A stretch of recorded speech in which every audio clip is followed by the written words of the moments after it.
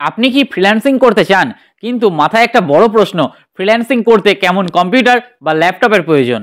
আজকের এই ভিডিওতে আমি এই প্রশ্নের উত্তর দেওয়ার চেষ্টা করব। তবে একটা কথা আমি আপনাদেরকে আগে বলি, এই বিষয়ে আমি বিশাল কোনো এক্সপার্ট নই, তবে যেটুকু জানি বা শিখেছি সেটাই আজ এই ভিডিওর মাধ্যমে আপনাদের সঙ্গে শেয়ার করব। কারণ আমরা সবাই শেখার পর্যায়ে আছি, আমরা সর্বদা কিছু না কিছু শিখেই চলেছি। একটা সঠিক ডিভাইস ছাড়া ফ্রিল্যান্সিং শুরু করলে কাজ মাঝপথে থেমে যেতে পারে, সময় নষ্ট হতে পারে এবং হতাশা আসতে পারে। কিন্তু আপনার ডিভাইস নির্বাচন আপনি যদি সঠিকভাবে করেন তাহলে আপনার কাজ হবে মসৃণ এবং আয়ের পথও হবে সহজ। তাই আজকের এই ভিডিওটি মিস করবেন না, ভিডিওটি প্রথম থেকে শেষ পর্যন্ত দেখুন এবং ভিডিওতে দেওয়া তথ্যগুলো ফলো করে আপনার কম্পিউটার কেনার ক্ষেত্রে অ্যাপ্লাই করুন। চলুন দেরি না করে আজকের ভিডিওটি শুরু করা যাক।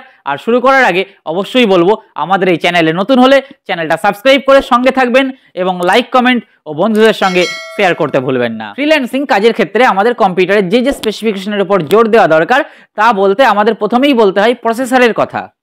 কাজের ধরন অনুযায়ী প্রসেসর বেছে নেওয়া অত্যন্ত গুরুত্বপূর্ণ। যদি আপনি ডেটা এন্ট্রি বা লেখালেখির কাজ করেন সেক্ষেত্রে i3 প্রসেসর হলেও চলবে। কিন্তু আপনি যদি গ্রাফিক ডিজাইন, ভিডিও এডিটিং এবং প্রোগ্রামিংয়ের মতো কাজগুলো করতে চান তাহলে i5 বা i7 প্রসেসর দরকার। এরপর আসি র্যাম। আজকাল সাধারণত 8GB র্যাম থাকা দরকার, কিন্তু যদি 16GB র্যাম থাকে তাহলে আপনার ডিভাইস আরও দ্রুত এবং স্মুথ কাজ করবে। Next, storage. হার্ড ড্রাইভ নয়, SSD স্টোরেজ থাকা ভালো। এতে আপনার দ্রুত বুট হবে এবং ফাইল ওপেন করতে সময়ও কম লাগবে। মিনিমাম 256GB SSD লাগানোর চেষ্টা করুন এবং 512GB SSD হলে খুবই ভালো হয়। নেক্সট, ডিসপ্লে ও গ্রাফিক্স। গ্রাফিক ডিজাইন ও ভিডিও এডিটিংয়ের জন্য ভালো কালার অ্যাকিউরেসি দরকার। IPS ডিসপ্লে এবং ডেডিকেটেড গ্রাফিক্স কার্ড এই ক্ষেত্রে অনেক সাহায্য করে। নেক্সট আসি ব্যাটারি লাইফ। যারা ল্যাপটপ ব্যবহার করেন তাদের জন্য দীর্ঘ সময়ের ব্যাটারি লাইফ থাকা দরকার। মিনিমাম 6 ঘন্টা ব্যাটারি ব্যাকআপ দরকার। 6 ঘন্টা বা তার অধিক ব্যাটারি ব্যাকআপ রয়েছে এইরকমই ল্যাপটপ আপনারা নিশ্চিত করুন এবং কিনুন। নেক্সট আসি বাজেট।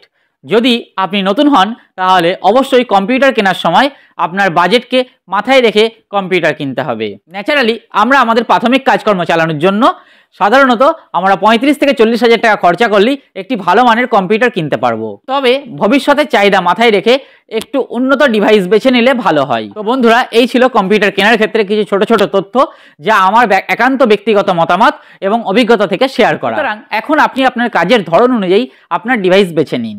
মনে রাখবেন, ফ্রিল্যান্সিং শুরু করার ক্ষেত্রে আপনার ডিভাইস গুরুত্বপূর্ণ, কিন্তু তার চেয়েও গুরুত্বপূর্ণ হলো আপনার চেষ্টা, ধৈর্য এবং একাগ্রতা।